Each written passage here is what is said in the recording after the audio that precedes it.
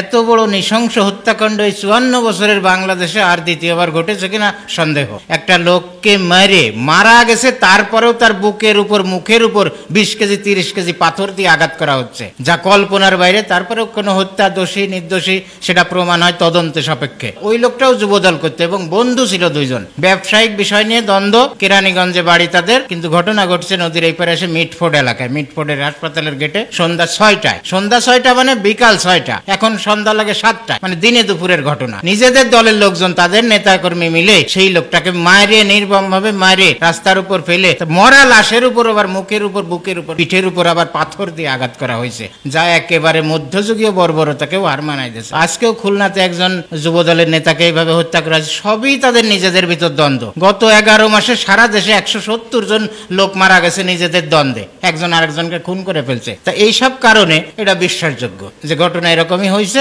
এখন যে অবস্থা শুরু হয়ে গেছে, আমার বাড়ির পাশে ওই লোকটা যুবদল করে দীর্ঘদিন 20-30 বছর। সেই লোকের বাড়িতে বিএনপির আর এক গ্রুপ এসে সকালবেলা হামলা করে তার ঘর বাড়ি তছনছ করে দিয়ে, তার 7টা গরু ছিল, 2টা গাভীর 2টা বাছুর ছিল, ছোট্ট ছোট্ট বাছুর। সেই 7টা গরুই খুলে নিয়ে গেছে, বাছুর 2টে সরে গেছে, সেই বাছুর 2টে নিতে পারে নাই। তারপরে 4-5 দিন পরে মায়ের দুধ খাতি না পারে ওই বাছুর 2টে পর্যন্ত মারা গেছে। এত বড় নির্মম ঘটনা একই শুরু করছে এরা নিজেরা। ওই লোকটাও যুবদল করে, নিরীহ মানুষ, তার উপর হামলা করে তার বাড়ির গরু ছাগল এইভাবে নিয়ে চলে গেছে। আমরা অনেক বলেছি, বিএনপির বড় বড় নেতাদেরকে বলেছি গরুগুলো ফেরত দেন, সেও তো বিএনপি করে। আজ পর্যন্ত সেই 12 মাসে তার কোনো সুরা হয় নাই। গরুগুলো বিক্রি করে টাকা পয়সাগুলো ভাগ করে নিয়ে এনেছে। আমার এলাকায়, আমার বাড়ির পাশের ঘটনা। মিডিয়ার মাধ্যমে দেখলাম সারা দেশে এই চাঁদাবাজির টাকা দিয়ে 18,000 প্রাইভেট কার কেনা হয়েছে, লাখ লাখ মোটর সাইকেল কিনে এনেছে নেতাকর্মীরা এই চাঁদাবাজির টাকায়। 5 আগস্টের পরে 11 মাসের মধ্যে ওই এলাকার একটা লোক 5 তারিখে হয়তো পালাই গেছে বিকালে, 1 সপ্তাহ পরে আবার বাড়ি আসছে। বিএনপি কর্মীরা যারা নির্যাতিত হয়েছে দীর্ঘদিন, তারা বলছে যে ওই এলাকার নেতারে যে ভাই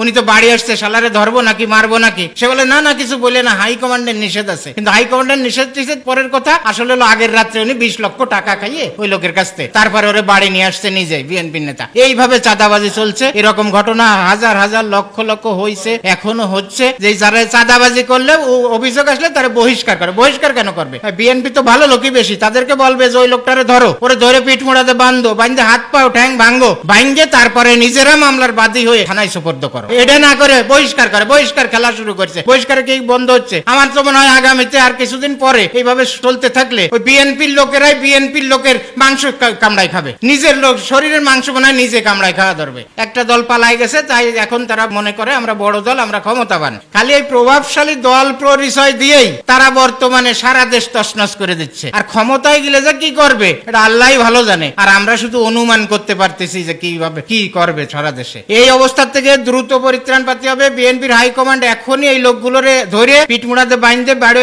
হাড় মাংস সব আলাদা করে দিবে, তারপরে নিজেরা বাদী হয়ে একটা মামলা করে থানায় সুপর্দ করবে। এই ছাড়া বিএনপির বাঁচার পথ নেই, সবাই শেষ হয়ে যাবে। সব জায়গায় দেখা যাচ্ছে বিএনপি করে, লোকটা দুর্বল, নিরীহ, ভালো মানুষ, সৎ মানুষ। এই অবস্থা থেকে মুক্তি পাতে হলে বিএনপির খুব দ্রুত ব্যবস্থা নিতে হবে, তা না হলে দেশও শেষ, বিএনপিও শেষ।